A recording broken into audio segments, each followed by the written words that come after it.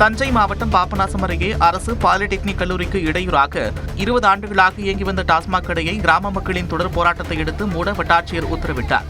இதனால் மகிழ்ச்சியடைந்த சரபோஜி ராஜாபுரம் கிராம மக்கள் பட்டாசு வெடித்து இனிப்பு வழங்கி கும்மியடித்து தங்கள் மகிழ்ச்சியை வெளிப்படுத்தியதோடு தமிழ்நாடு முதலமைச்சருக்கு நன்றியும் தெரிவித்தனர்.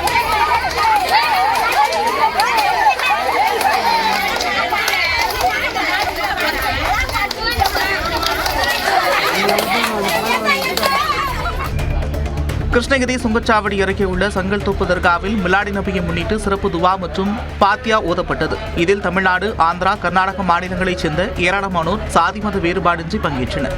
விழாவின் சிறப்பம்சமாக 2 டன் மைதாவில் தயாரிக்கப்பட்ட 50,000 புராட்டாக்கள் பக்தர்களுக்கு பிரசாதமாக வழங்கப்பட்டது.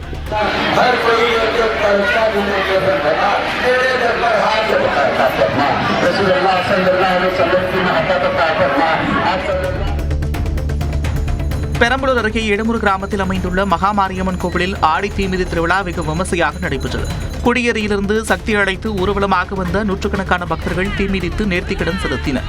இதில் சுற்றுவட்டார கிராமங்களைச் சேர்ந்த ஏராளமான பக்தர்கள் கலந்து கொண்டு அம்மனை தரிசனம் செய்தனர்.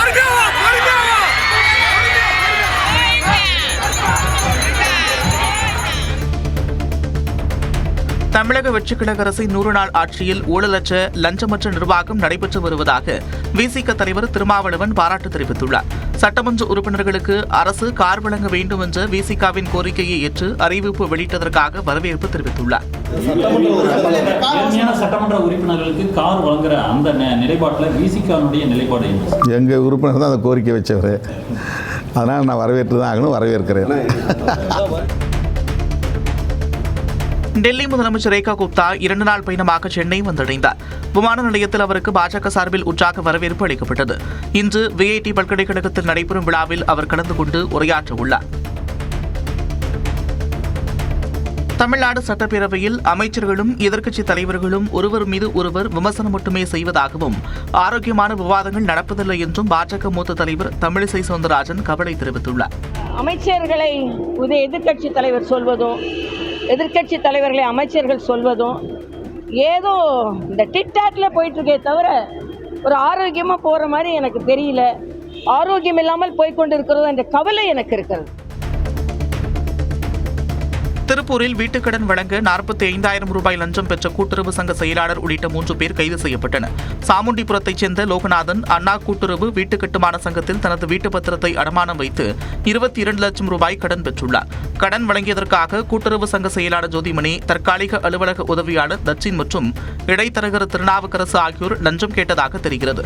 தகவல் அறிந்த லஞ்ச ஒழிப்புத்துறையினர் ரசாயனம் தடவிய ரூபாய் நோட்டுகளை கொடுத்து 3 பேரையும் கையும் களவுமாக பிடித்தனர்.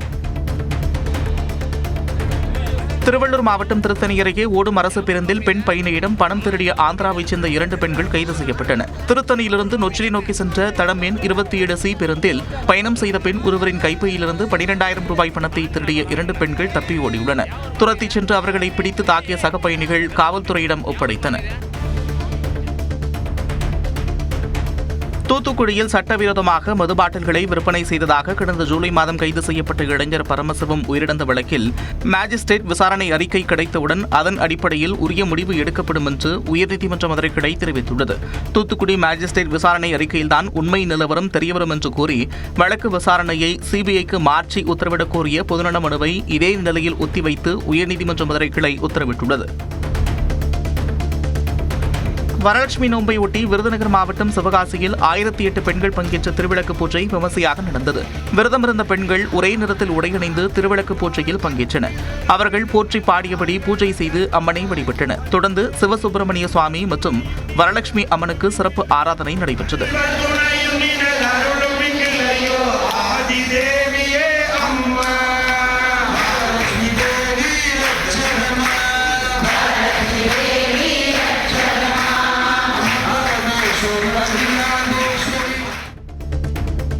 தருமபுரி மாவட்டம் காரிமங்கலம் அருகே பிறந்து 21 நாட்களேயான ஆண் குழந்தையை பிளாஸ்டிக் தொட்டிக்குள் போட்டு கொன்ற தாய் கைது செய்யப்பட்டார்.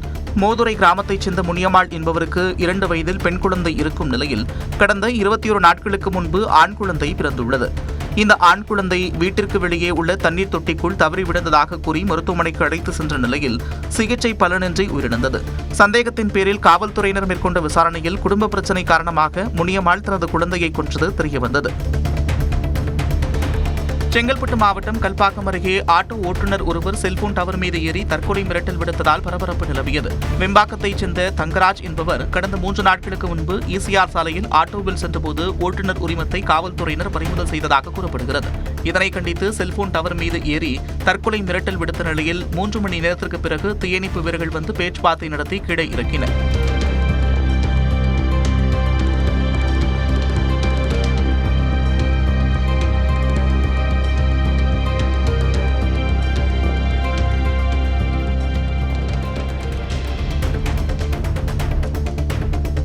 காரைக்காலில் சொகுசு பேருந்தின் மீது இருசக்கர வாகனம் மோதிய விபத்தில் 23 வயதான இளைஞர் உயிரிழந்தார்.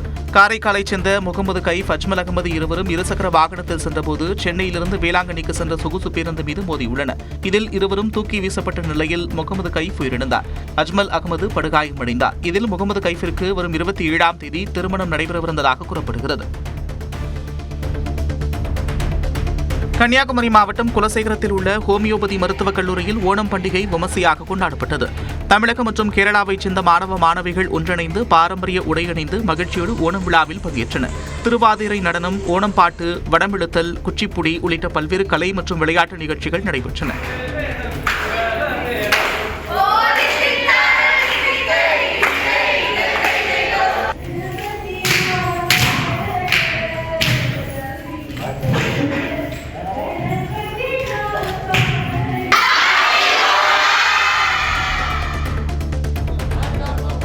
சேலம் மாவட்டம் பனமரத்துப்பட்டி ஒன்றியத்தில் பாரம்பரியமாக சாகுபடி செய்து வந்த நிலங்களில் மீண்டும் விவசாயம் செய்ய அனுமதிக்க கோரி ஆட்சியரை முற்றுகையிட்டு விவசாயிகள் கோரிக்கை விடுத்தனர். அத்திப்பட்டி, சூரியூர் கிராமங்களில் 100 ஆண்டுகளுக்கும் மேலாக சாகுபடி செய்து வந்த 400 ஏக்கர் நிலங்களில் விவசாயிகள் வெளியேற்றப்பட்டதாக கூறப்படுகிறது. இந்த விவகாரத்தில் மாவட்ட நிர்வாகம், மாநகராட்சி, வனத்துறை, பொதுப்பணித்துறையினர் இடையே முரண்பாடு இருப்பதாக கூறப்படுகிறது. இந்நிலையில் அந்த நிலத்தில் மீண்டும் விவசாயம் செய்ய அனுமதிக்க கோரி ஆட்சியரிடம் விவசாயிகள் மனு அளித்தனர். திருச்சி மாவட்டம் முசிறி அருகே விவசாயத்திற்கு தண்ணீர் திறக்க கோரி விவசாயிகள் தொட்டியம் வட்டாட்சியர் அலுவலகம் முன்பு உண்ணாவிரத போராட்டத்தில் ஈடுபட்டுள்ளனர். தொட்டியம் மற்றும் சுற்றுவட்டார பகுதிகளில் 10,000க்கும் மேற்பட்ட ஏக்கரில் சாகுபடி செய்யப்படும் வாழை மற்றும் வெற்றிலை பயிர்கள் வடகரை வாய்க்கால் மூலம் பாசன வசதி பெற்று வந்தன. ஆனால் கடந்த 50 நாட்களுக்கும் மேலாக தண்ணீர் திறக்கப்படாததால் பயிர்கள் காய்ந்து கருகி வருவதாக விவசாயிகள் போராட்டத்தில் ஈடுபட்டனர். அப்போது விவசாயி ஒருவர் உடலில் மண்ணெண்ணெய் ஊற்றி தீக்குளிக்க முயன்றதால் பரபரப்பு ஏற்பட்டது.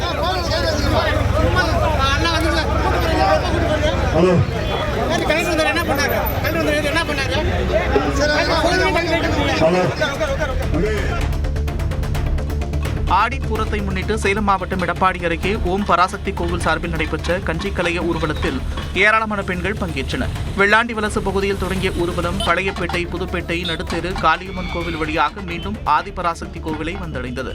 பம்பை மேளத்திற்கு ஏற்ப பெண்கள் பக்தி பரவசத்தோடு ஆடியபடி ஊர்வலமாக வந்தனர்.